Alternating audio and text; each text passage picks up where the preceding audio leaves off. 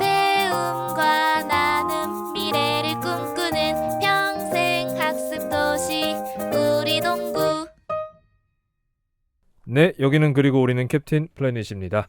자, 여기 캡틴 플래닛이 뭐냐 뭐 이렇게 생각하시는 분도 있을 텐데, 원래 저희가 캡틴 플래닛이란 이름으로 여행 컨텐츠 방송을 하게 됐는데, 이번에 주파수 동구 36.5에서 너무나 영광스럽게 여행 학습 강좌라는 타이틀의 저희를 또 연사로 모셔주셨어요. 그래서 야, 이게 저희 방송을 위한 목적이 아니라 다른 분들을 대상으로 방송하는 건 저희도 처음이다 보니 네. 상당히 감회가 남다른데요. 일단 저희는 여행을 주제로 네이버 오디오 클립에서 지금까지 꾸준히 방송을 해 오다가 올해는 꾸준히 못했네요. 근데 또 이번에 또 관계자분께서 저희 방송을 또 애청해 주셨는지 저희에게 또 이런 부탁을 해 주셨는데, 이렇게나마 또 저희가 대구 동구 분들을 만나게 돼서 굉장히 기분이 새롭고 또 즐겁습니다.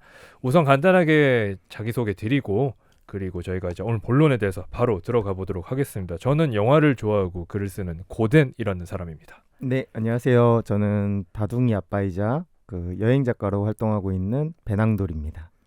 네, 안녕하세요. 여행을 좋아하는 개화 주인장 조마입니다. 네, 원래 이렇게 저희 세 명이 캡틴 플래닛을 구성하고 있습니다. 저는 이제 진행을 맡고 있고, 그리고 나머지 두 분께서 여행에 대해서 좀 본격적이고 또 전문적인 지식과 정보들을 좀 전달해 주실 텐데, 우선은 이제 이 방송이 갓 오픈하고 런칭한 채널이라고 제가 알고 있어요. 그래서 이 주파수 동구 36.5에 대해서 간단하게 좀 저희도 전달받은 바를 좀 전해드려야 되지 않을까. 대구 동구청에서 오픈한 채널이고, 따뜻한 공동체를 슬로건으로 하고 있다고 합니다. 추우니까 또 따뜻해야 돼. 그리고 동구 36.5 같은 경우는 이제 오디오 형식으로 평생교육 학습 강좌를 하는 그런 운영 방식인 것 같아요. 네. 그래서 이 채널, 이 플랫폼을 통해서 많은 이제 대상자분들, 꼭 이제 이 채널이 대구 동구 분들만 듣는다고 한정되진 또 않을 거니까 굉장히 많은 분들께서 이를 통해서 또 대구 동구가 굉장히 또 생산적이고 의미 있는 강좌를 많이 하는구나를 또 알게도 되실 수 있을 것 같아요. 괜찮은 아이디어네요. 그러니까요. 이게 지자체분들이 요즘 굉장히 또 발빠르세요. 네. 네, 이게 SNS도 잘 쓰시고, 그래서 이제 많은 대상자분들께 조금 더 가깝고 편하게 다가가고자 처음 시행되는 좀 오디오 교육 형태라고 저는 전달받았습니다. 그래서 그 중에 여행 파트를 너무도 감사하고 영광스럽게도 저희가 이제 강연이라고 하기 좀 웃기지만 좀 정보를 전달드리는 그런 프리젠터가 된 것 같습니다. 그래서 비대면 학습 패러다임으로 좀 많이 변화된 이 시기에 물리적 거리가 없어지고 다양한 교육 콘텐츠를 제공하고자 이제 대구 동구청에서 많은 준비를 하고 있다고 하니까 만관부 많은 관심 부탁드리도록 하겠습니다. 자, 그래서 저희가 시간이 그렇게 많지 않아요. 저희 방송을 아시는 분들도 있겠지만 저희가 삼천포 전문이어서, 그래서 오늘은 딱 갈 길을 정해놓고 출발합니다. 오늘 저희가 방송을 하게 된 내용은 이제 여행 스타일이 다양하게 있어요. 각자 사람이 다 개성이 다 다른 만큼 여행 스타일이 다양하게 있는데, 뭐 크게 나누자면 패키지 여행을 선호하는 사람들, 그리고 난 패키지보다는 자유롭게 내 배낭 메고 여행 떠날 거야. 우리 옆에 배낭돌이도 계시지만 자유여행을 가고 싶어하는 사람들. 그래서 크게 두 가지, 패키지 여행과 자유여행은 어떻게 다르고, 또 어떤 사람이 패키지 여행 또는 자유여행에 잘 맞는지에 대해서 한번 소개해 드릴 수 있는 자리가 되지 않을까 싶습니다. 그래서 1부는 우선 이 주제에 대해서 이야기를 해보죠. 근데 지금 뭐 굉장히 많은 분들께서 이제 고생을 하셨어요. 근 3년간 코로나19로 인해서 여행을 많이들 못 가셨고, 비단 외국뿐만 아니라 국내에서도 굉장히 많이 제한적이었는데, 엔데믹이라고 단언하긴 좀 힘들지만 많이 끝나가고 있는 분위기라 뭐 관심을 크게 안 가지고 봐도 뉴스에 이제 여행업계, 뭐 비행업계가 좀 많이 꿈틀꿈틀 되는 것 같은데, 어때요, 동향은? 여행 보니까 최근에 이제 여행 관련해서 이제 서베이 같은 거 한 것들 좀 기사를 좀 봤는데, 예전에는 사실 작년만 해도 어느 나라를 간다거나 솔직히 물론 갈 수는 있었지만 좀 생각도 못 했거냐, 그때는 오히려 걱정이 나 가서 코로나 걸리면 어쩌지, 아니면 어떤 질병, 전염병에 대한 이제 우려들이 많았는데, 요새는 그 키워드 검색할 때 오히려 요새는 가격, 항공권 가격이 높다, 아니면 뭐 숙소 가격이 얼마인지 그런 거에 대한 키워드가 더 늘어났어요. 그래서 이제 코로나가 이제 확실히 이제 질병적으로 내가 걸릴 수 있다는 위험성에 대한 물론 염려도 있긴 하겠지만 그건 굉장히 줄어들었고 오히려 이제 진짜 실질적으로 여행하는 거 관련된 키워드 검색들이 굉장히 많고 여행업계에서도 지금 굉장히 많이 수요가 엄청 많이 올라갔다고 하더라고요. 맞아요. 일단 지금 엄청 비싸죠. 아 근데 비싼데 또 네. 생각보다 사람들이 엄청 비쌀 거라고만 생각하는데 네. 의외로 또 싼 국가들도 있어요. 뭐 저도 일례로 이제 곧 있으면 이제 동남아 쪽을 좀 갈 일이 있어서 가야 하는데 싱가포르나 베트남 같은 경우는 꽤나 저렴한 편이더라고요. 물론 코로나 이전보다는 비싸긴 하지만 제가 여쭤본 네. 질문의 기준점은 역시나 코로나 이전일 것 같은데 네, 그러긴 아직은 거기까지는 회복을 못했고 평시의 가격으로 회복하기엔 아직 좀 시간이 더 걸리겠죠. 그렇죠. 그건 뭐 항공사 수요가 계속 늘어나면은 가격은 내려올 수밖에 없고요. 근데 최근에 이제 여행이 재개된 데가 일본이거든요. 그렇죠. 가장 지금 핫한 지역이 일본인데 일본하고 대만이 자유여행이 열렸죠. 그렇죠. 근데 일본이 열리면서 정말 많은 여행자들이 예약을 하고 가고 있더라고요. 그래서 일본 또 항공 가격이 비쌌는데 이제 또 저가 항공사들에서 일본 출항을 다시 시작을 하면서 이벤트도 많이 열리고 있어요. 그래서 생각보다는 가격이 그렇게 비싸지는 않다. 우리나라 사람들이 예전부터 가장 전통적으로 가장 인기 있는 여행지가 아무래도 일본이죠. 일본이죠. 물리적으로 한번 가깝다 보니까 일본, 뭐 중국, 대만 이런 동아시아들 중에서도 특히 일본이었던 걸로 제가 기억을 하는데 이 일본이 열렸다라는 거는 어떻게 보면 한국 여행자들한테는 탁 이제 방아쇠가 당겨진 그런 느낌도 있네요. 맞습니다. 그래서 갈 수 있는 데가 비행기를 타고 갈 수 있는 데가 제주도밖에 없었죠. 그렇죠. 근데 지금은 이제 일본이 어떻게 보면은 물가로 치면 한국보다는 비싸지만 제주 여행하고 비슷하거든요. 그리고 거기다 지금 일본 여행 최적기라고 또 꼽히는 게 지금 엔저 현상. 현재 엔저죠. 엔저가 거의 뭐 그 수준이 뭐 32년 전하고 뭐 유사하다. 그 정도로 많이 떨어져 있다 해가지고 지금 제 주변에만 봐도 당장 지금 11월에 일본 여행 계획하고 이제 예약까지 다 한 친구들이 좀 있어요. 네, 그래서 그거 보면은 그 항공권이 더 많이 지금 또 증편도 되고 있고 그래서 항공편은 지금 가격이 아마 더 떨어질 거예요. 가면 갈수록 시간이 지나면은 네네네. 거기다가 엔저까지 있으니까 지금 일본 같은 경우는 가기 너무 좋고 그리고 이제 일본 여행을 시작으로 이제 코로나 이제 엔데믹과 코로나 이후의 여행을 조금 이제 스텝을 밟아 나가기 좋은 시기가 아닌가 싶습니다. 이게 저는 또 괜히 이제 의심이 많은 성격이다 보니까 이게 또 여행업계들 또 이제 막 올라가고 지금 수요도 막 나오는데 한 3년간 속된 말로 장사를 못했잖아요. 그렇죠. 이거 보전해야 되는데 하면서 안 낮추지 않을까 가격을 막 그런 생각도 좀 해보긴 했거든요. 그러면 뭐 자유 여행이 많이 늘어날 수는 있어요. 그러니까 지금 이제 고den이 걱정하는 건 패키지 여행일 것 같고 상품적으로 그렇죠. 뭐 네. 하나 투어가 3년 동안 정말 적자였잖아요. 그렇죠. 그래서 패키지 상품의 가격을 낮추기에는 약간 좀 부담은 있을 것 같고요. 근데 자유여행 쪽은 항공사들이 낮춰주는 거니까. 그렇죠.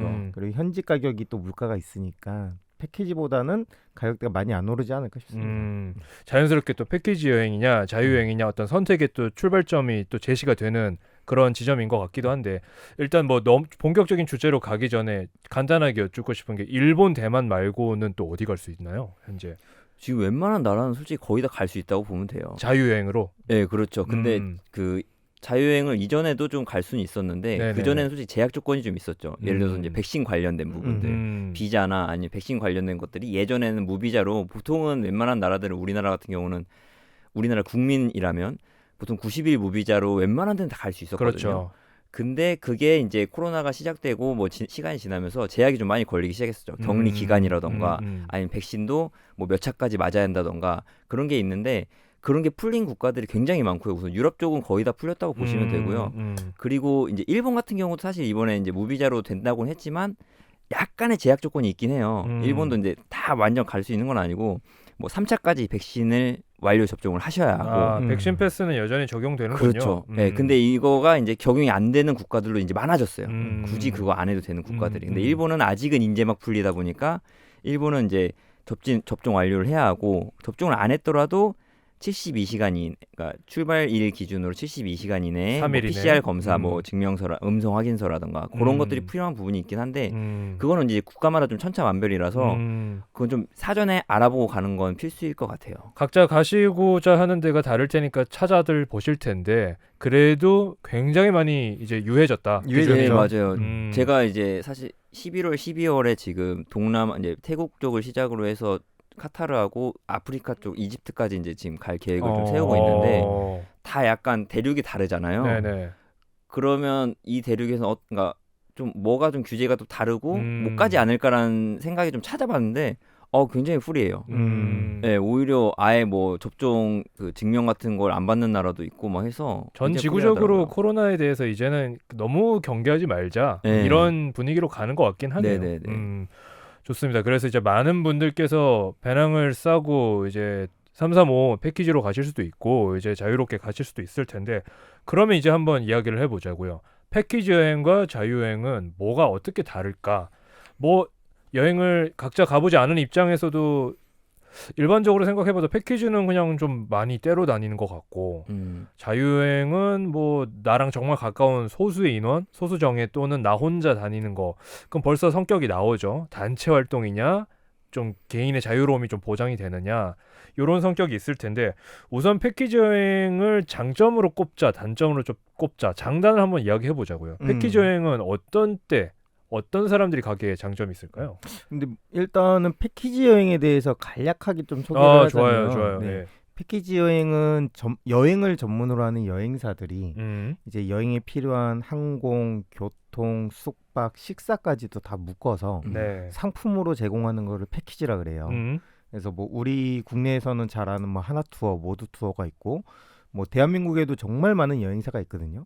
근데 그 여행사들이 현지 뭐 동남아든 어느 국가든 실제로 다 나가기가 어렵잖아요. 그래서 현지에서 운영을 하는 랜드사라는 여행사가 있어요. 그래서 그 현지 있는 여행사들이 한국 관광객들을 위한 상품을 구성을 하고 그 상품을 이제 하나투어 같은 곳에서 판매를 하는 게 이제 패키지 상품이라고 생각하시면 됩니다. 네. 그래서 패키지 상품 하면은 뭐 다들 아실 거예요. 아까 고den이 이야기했듯이 단체가 같이 다닌다라는 거. 그렇죠. 그리고 여행사가 만들다 보니까 일단은 여행을 준비하는 수고는 확실히 덜해요. 왜냐면은 그렇겠죠. 네. 일정도 계획해야 되지, 항공권도 구매해야 되지, 숙박도 알아봐야 되지. 그러니까 너무 많은 노력이 필요한데 패키지는 아무래도 여행을 전문으로 하는 여행사가 직접 만들다 보니까 이제 준비하는 수고는 많이 덜 수 있는 장점이 있고요.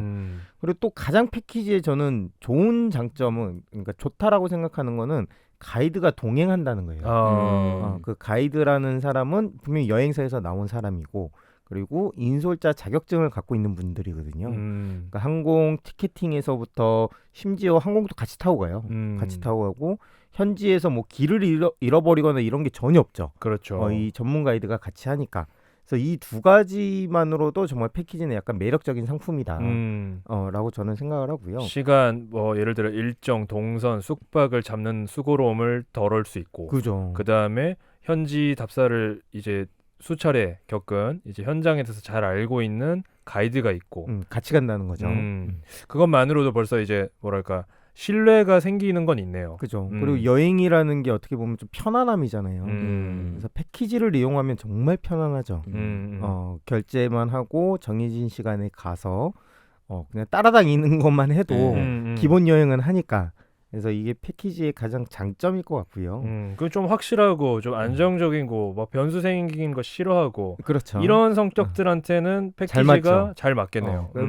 그리고 또 패키지가 이제 거길 그 구성하는 그 여행사나 아니면 가이드들이 다 어느 정도 거기에 전문 지식들이 많기 때문에 거기에 대한 정보를 얻는 것도 굉장히 좋을 뿐더러 거기서 그러니까 실패 확률도 좀 낮은 것 같아요. 그렇죠. 네, 우리가 근데 알아봐서 그냥 현지에서 막 가버리면 이거 뭐야 이거 왜 이렇게 맛없어 아니면 뭐 실망하는 경우도 좀 있는데 물론 패키지가 완전 최상의 내 입맛에 딱 막 다 개인 취향에 다르니까 그건 아닐지라도 어느 정도 수준 이상은 한다. 그런 부분도 좀 있는 것 같아요. 실패할 확률이 낮다. 네. 그렇군요. 그럼 패키지가 이런 장점이 있는데 보통 이제 장단이라고 한다라는 게 장점의 반대점이 단점인데 그러면 패키지가 단점이 될 수 있다라고 한다면 어떤 지점이 좀 단점일까요? 그죠. 그때 아까 뭐 고den이 이야기한 건데 단체잖아요. 아무래도. 그렇죠.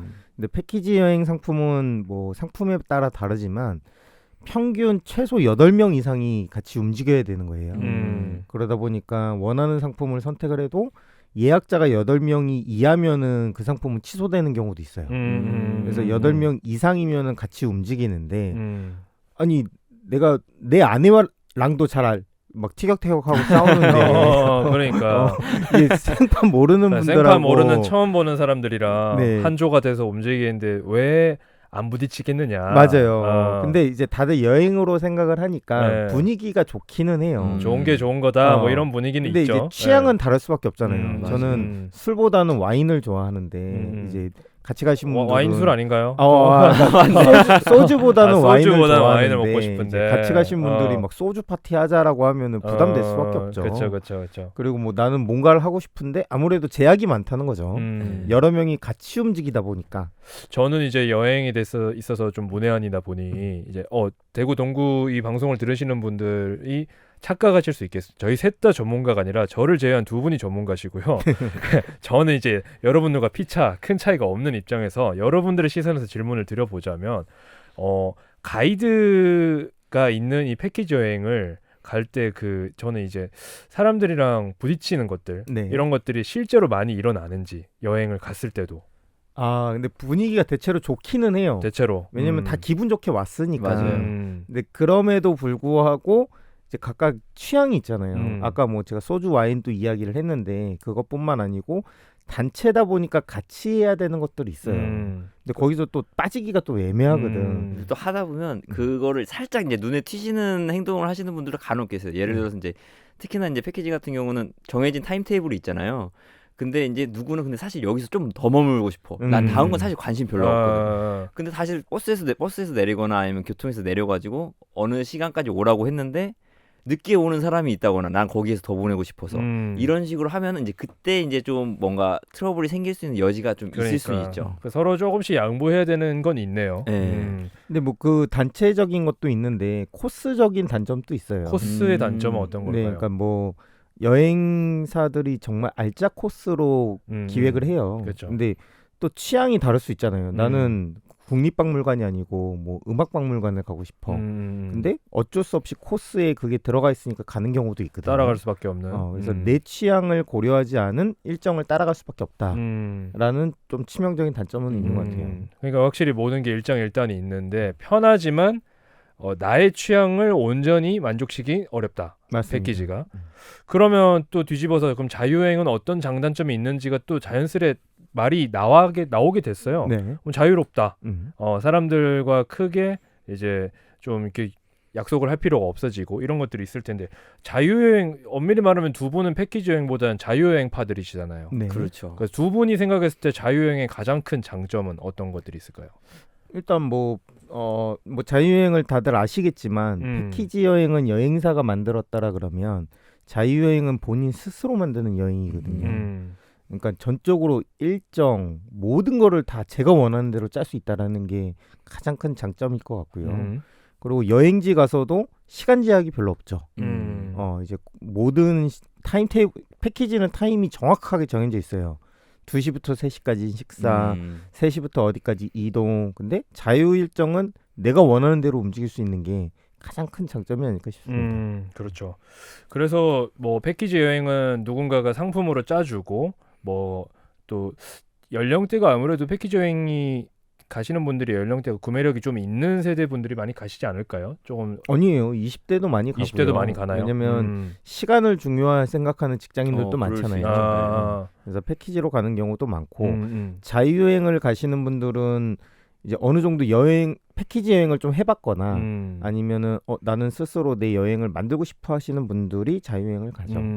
그러니까 자유여행은 뭐 배낭돌이나 조마처럼 이제 한때 여행을 한창 하던 시절에 그때 뭐 남는 게 시간밖에 없던 그런 두 분들은 그렇죠. 뭐 자유여행을 가는 데 있어서 큰 제약은 없었을 것 같은데 만약 두 분도 이제 좀 입장이 그때 20대 때와는 달라지지 않았을까. 지금 여행을 떠나라고 한다면 한정된 시간 안에서 뭔가를 만족감을 얻어와야 하다 보니 이제는 패키지 여행도 선택할 수 있는 그런 게 됐죠, 상황이. 그렇죠. 하나의 옵션으로 둘 수는 있을 것 그렇죠. 같기도 해요. 예. 그리고 저는 또 아이들이 있다 보니까 크네요, 맞아요. 참고로 애가 간단히, 넷입니다, 이 아저씨가. 맞습니다. 그러니까 우리는 6명이 움직여야 되잖아요. 맞네요. 자유여행으로 하기에는 제약이 너무 많아졌어요. 어. 그래서 뭐 제가 지냈던 뭐 일본이나 가까운 도시, 잘 아는 도시면은 크게 부담은 없는데 모르는 도시를 아이들과 같이 간다? 그러면 저는 패키지를 고를 확률이 한 80%가 넘어요. 근데 패키지가 보통 한 8인 구성으로 간다고 하면 2명만 더 나오면 이제 패키지 팀이 하나 그 만들어지겠네요. 우리 둘이에요. 그런가요? 우리 둘이 여기 우리까지? 하는 거예요. 예. 근데 이제 8인 이상이 좀 상품 금액마다 좀 다른데 어떤 상품들은 4인 이상 출발도 있어요. 그래요? 그래서 딱 투어 맞네요, 상품만 그러면. 잘 고르면 우리 6명이 가이드 단독으로 한 뭐 분과 가는 거나 함께 갈 수도 마찬가지네. 있죠. 그럼 방금 말씀하신 부분에서 자유여행의 단점이라고 한다면 꼽을 수 있을 것 같은 게 어떤 특정한 변수가 생길 확률이 높고 그리고 그 변수를 대처할 만한 정보가 있는 가이드 또는 현지 전문가가 없다라는 게 단점일 수 있겠네요. 맞습니다. 특히 어린아이가 있으면 저는 패키지를 좀 추천하고 싶어요. 근데 자유여행 장점하니까 또 약간 하나 또 생각나는 게 네. 자유여행 장점은 아무래도 해외여행 같은 거 가면 거기 현지 분들하고 친해질 수 있는 기회가 자유여행 같은 경우는 좀 더 있지 않을까 싶어요. 있죠. 사실 패키지 여행은 이제 정해진 대로 움직여야 하고 아무래도 같은 그룹에서끼리만 이제 움직이는 게 크다 보니까 현지 사람들하고 좀 소통할 수 있는 부분이나 아니면 같이 뭐 경험하고 뭐 교류할 수 있는 부분들이 좀 적거든요, 기회가. 자유여행 같은 경우는 그거를 물론 본인의 의지에 따라 좀 달라지겠지만 좀 그 기회가 좀 더 많은 것 같아요. 네. 그렇죠. 확실히 이제 자유여행이 주는 큰 매력 중에 하나인 것 같긴 해요. 근데 또 방금 말씀하신 것들을 또 어떤 금전의 의미로 접근을 해봤을 때 예를 들어 규모의 경제가 발생할 수 있는 지점들 있잖아요. 예를 들어 뭐 입장을 할 때 단체로 가면은 가격이 싸진다거나 음식점을 가서 음식을 시켜 먹어도 혼자 또는 둘이 시켜 먹을 때는 딱 시킬 수 있는 메뉴가 조금 뭐 사치를 한다 해도 3개, 4개까지 시키겠죠. 맞습니다. 조금 동남아 같은 데 저렴한 데 가도. 근데 뭐 한 8명 이상 갔을 때는 거의 그 식당에 있는 메뉴 다 먹어볼 수 있는 거잖아요. 맞아요. 그런 장점이 있어요. 네, 그런 장점도 있을 거고 아마. 그래서 좀 이제 들으시면서 판단을 하시겠죠. 장단이 다 있을 텐데 어떤 여행이 나한테 맞을까 이런 것들을 이제 한 번씩 생각해 보시는 지점이 이런 순간에 있을 텐데 요즘 워낙에 많은 뭐 젊은 세대들부터 또 이제 기성세대들까지 MBTI를 이야기를 많이 하시더라고요. 그래서 나의 MBTI와 맞는 또 상성이 좋은 MBTI의 사람도 막 이런 식으로 찾고 막 그러던데 뭐 저는 이 데이터가 뭐 100%는 아니라고 생각을 합니다. 네. 뭐 항상 그렇잖아요. 통계는 예외가 있고 더군다나 사람의 성격을 이 MBTI 16가지 유형으로 나눈다라는 게 웃기지만 뭐 웃기면서도 얼추 큰 결은 맞다. 뭐 이런 거다 보니 그래서 MBTI별 여행지 또는 여행 스타일 이런 것도 많이들 이제 이야기를 하더라고요. 네. 일단 참고적으로 두 분 또 저를 포함해서 셋은 MBTI 본인이 어떻게 나오는지 알고 있어요? 저는 몰라요. 잠깐. 나영돌이 MBTI는 알아요? MBTI는 아는데 나의 MBTI 유형은 몰라요. 따로 테스트를 안 해봤다. 조만은 혹시 알아요? 저는 해봤는데 저는 인프제, INFJ라고. INFJ. 네. 이게 뭐 모르시는 분들이 거의 없겠지만 저 모르는데요. 그러니까 거의 네. 없는. 네. I 앞에 나온 조마의 기준으로 하자면 첫 번째 글자가 E랑 I. 네. 외향이냐 내향이냐. 그다음에 N은 이제 S와 N이죠. 네. 그래서 이게 뭐 직관형이냐 뭐 감각형이냐. F는 feeling이고 T는 thinking에서 감성형이냐 이성형이냐. 뭐 J 그다음에 P가 있나요? 네. 그래서 이렇게 어떤 자기가 기질이 감성파냐 이성파냐 이런 것들로 인해서 나뉘어지는데 조마가 INFJ. 저는 근데 이게 좀 제가 MBTI를 별로 맹신 안 하는 이유가 할 때마다 바뀌더라고요. 그래요? 네, 할 때마다 바뀌어서 저는 좀 잘 모르겠는데 이게 기질 분석에 따른 여행 스타일을 간략하게 제가 소개를 드리자면 두 번째가 S고 네 번째가 J인 스타일. 땡 S 땡 J. 예를 들어 ESTJ 뭐 이렇게 나오는 사람들. 뭐 두 번째 S 네 번째 J는 해결사형의 유형들이래요. 이 해결사형들이라는 건 정확한 정답을 요하는 사람들이다 보니까 정해진 질서를 좋아하는 사람들. 이분 패키지가 맞겠네. 그래서 땡S 땡J 두 번째 S 네 번째 J는 패키지가 잘 맞대요. 그렇겠다. 해결사항이면 더 그렇겠네요. 그래서 이런 것처럼 두 번째가 S, 그 네 번째가 이번엔 P. 네. 땡S 땡 P는 행복한 배짱이 형이래. 벌써 나오잖아. 배짱이 이거는 무조건 자유예요. 그러면. 딱 이런 사람들이 평상시에 한량인 사람들이거든. 이런 이거는 한량들. 패키지 가면 답답해 죽어. 그렇죠. 좀 일정 변경이 내가 주도적으로 할 수 있는 좀 자유로운 여행을 하는 사람들. 그다음 조마가 해당하는 게 조마가 INFJ인데 네. 땡 NF 땡 중간에 둘 세 번째가 NF인 사람들이 유니콘형이래요. 유니콘형? 나 유니콘형이 뭐지라고 했는데 평범한 걸 싫어한대. 야, 좋죠, 이거 좋죠. 정확한데? 맞아요? 네. 평범한 걸 싫어해서 남들 잘 안 가는 데 가는 거. 특이한 거 하는 거 좋아한다. 나 극지방 갈래. 뭐 나 아프리카 오지 갈래. 뭐 나 오로라를 보러 갈래. 이색적인 테마 여행을 좋아하는 사람들이 중간에 MBTI 보면 NF래요. 땡 NF 땡. 그리고 땡 NT 땡이 있어. 네. F가 T로 바뀐 건데 이 T가 아까 이성형이라 했잖아요. 네네. 여기는 완전 척척박사형. 이성파들. 이 사람들은 딱 척척박사형들이 어딜 가냐? 무조건 역사 유적지가 있어야 돼. 히스토리 중요시하고. 스토리, 그 다음에 정보가 있는 여행을 좋아하는 스타일들. 야, 이분 따라가면 괜찮겠다.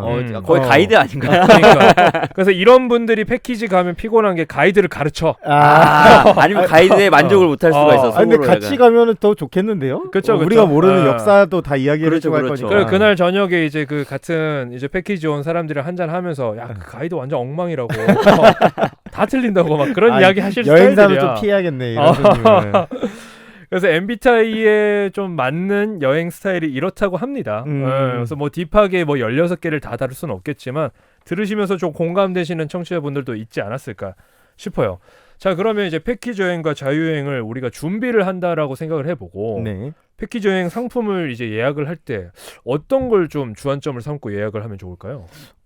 일단 패키지 상품은 같은 여행지라고 해도 금액이 다 달라요. 금액이 다를 수밖에 없는 게 이용하는 항공권 시간 다르지, 숙박 다르지, 일정 다르지, 교통 다 다르거든요. 그래서 가끔씩 어느 순간부터 금액이 많이 낮아졌다라고 인식을 해서 동남아 패키지는 19만 9천 원 아니야? 라고 생각하시는 분들 많거든요. 절대 아니에요.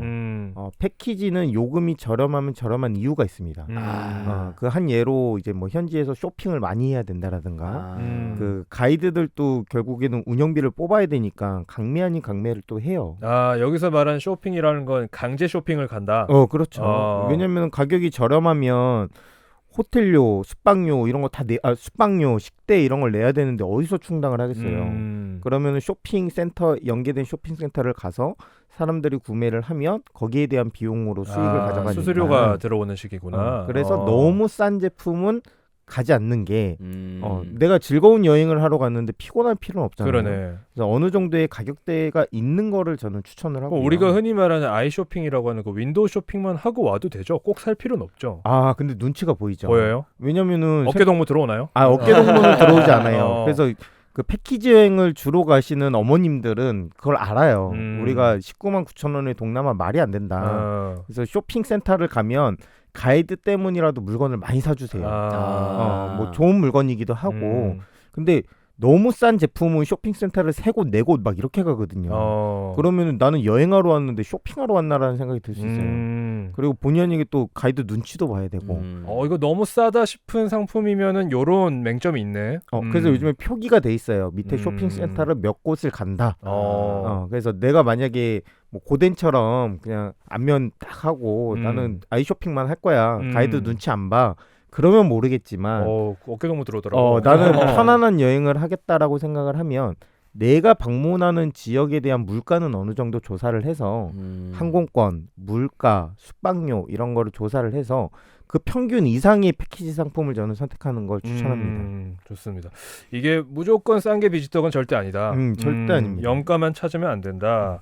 그러면 이제 패키지를 구매할 때는 그런 지점들을 보긴 해야 되는데 자유여행은 뭐 그런 상품을 구매하는 건 아니다 보니 나의 어떤 주머니 사정에 맞게 거기에 비례해서 어떤 여행의 퀄리티가 결정되지 않을까 싶은데 자유여행을 두 분은 준비를 많이 해보셨으니까 자유여행을 준비할 때 나는 이걸 주안점을 둔다 하는 것들이 어떤 게 있을까요?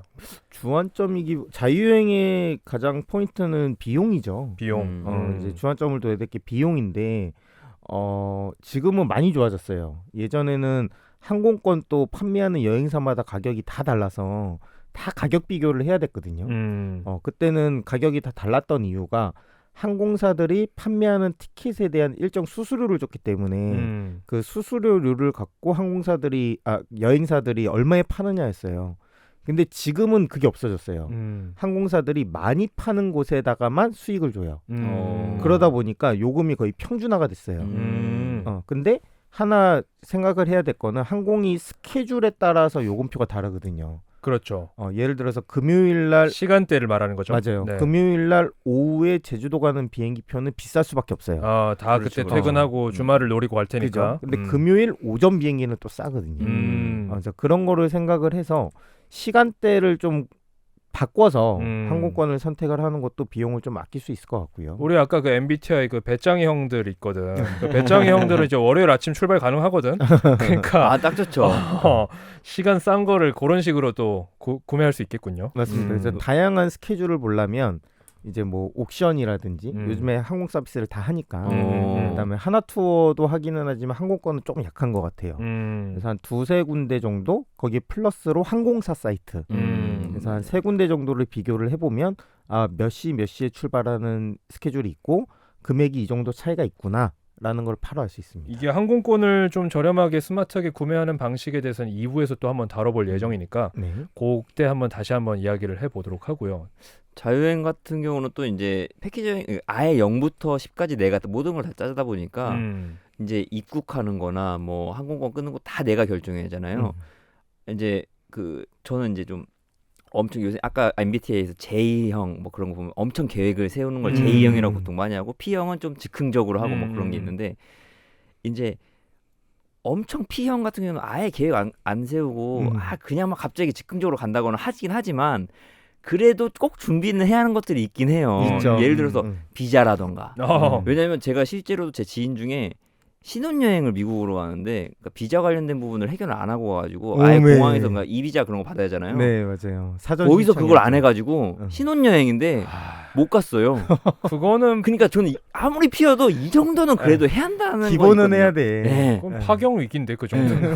그래서 그러니까 이 사람과 내가 앞으로 인생을 그릴 수 있을까라는 질문까지 들 것 같은데. 사실 자유여행 같은 경우는 좀 프리하게 내가 원하는 스케줄을 유연하게 스케줄 조정하는 그렇죠. 맛에 하는 것도 있긴 한데 그래도 최소한의 준비는 해야 한다는 건 좀 있어서 예를 들어 입국 절차라던가 아니면 비자 아니면 요새 같은 경우는 백신이나 격리 관련된 부분도 뭐 찾아보면 좋고 그리고 또 예방접종이 필요한 데들도 있어요. 이게 오지가 있는 나라라거나 있죠. 뭐 그런 데들이 있는데 그런 거는 정말 필수 사항이라서 그거 정도는 진짜 알아는 보고 가라. 이건 진짜 필수로. 그러니까 그런 게 좀 있고 그리고 이제 예약 같은 거 뭐 할 때도 내가 정말 하고 싶은 액티비티 같은 게 있으면 그 정도까지는 미리 사전에 한번 알아보는 것도 좋은 것 같아요. 왜냐면 내가 원하는 스케줄에 그게 또 안 되면 서운하니까 그런 것 정도는 딱 계획을 좀 짜면 좋을 것 같고 아무리 자유여행이라고는 하지만 그 정도가 좀 좋지 않을까 싶고 저는 개인적으로 좀 제가 자유여행할 때 좀 했던 것 중에 어차피 자유여행을 해도 정보를 얻긴 마련이에요.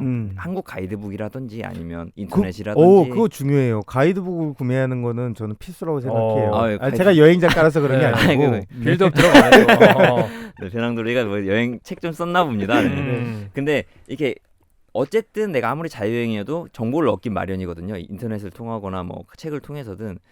근데 그것도 좋은 것 같아요. 한국의 여행 정보에 관련 서적이나 그런 거를 받는 것도 좋은데 저는 약간 가끔 이제 외국과 구글링을 해가지고 보는 것도 좋다고 생각하거든요. 왜냐면 안내하는 게 좀 달라요.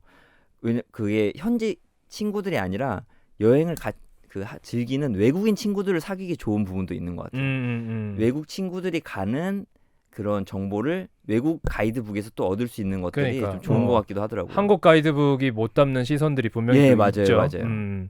그래서 그런 게 이제 또 자유여행을 할 때 찾아볼 수 있는 정보지 않을까. 좋아요. 그래서 저희가 여행의 스타일을 크게 2가지로 자유여행이냐 패키지 여행이냐 또 이 둘의 장단은 어떻게 있느냐 나의 성격은 또 어디에 잘 맞을까 정도를 간략하게 좀 숨가쁘게 달려온 게 있습니다. 이제 정해진 시간에 해야 한다라는 어떤 사명감에 의해서 저희가 조금 이제 할 말들을 꾹꾹 눌러가면서 하고 있었는데 아직 끝나지 않았습니다. 2부가 있고요. 2부에서 저희는 이제 조금 여행을 하는 방식이 요즘 워낙 스마트한 세상이 됐는데 여행도 그럼 좀 더 스마트해져야 되지 않을까? 스마트한 여행은 어떻게? 그리고 또 여행 갔을 때 마냥 즐거울 수만은 없어요. 위험한 상황도 생길 수도 있고 안전한 여행은 또 어떻게 진행해야 되는지에 대해서 이야기해 보도록 하겠습니다. 2부에서 뵙도록 하겠습니다.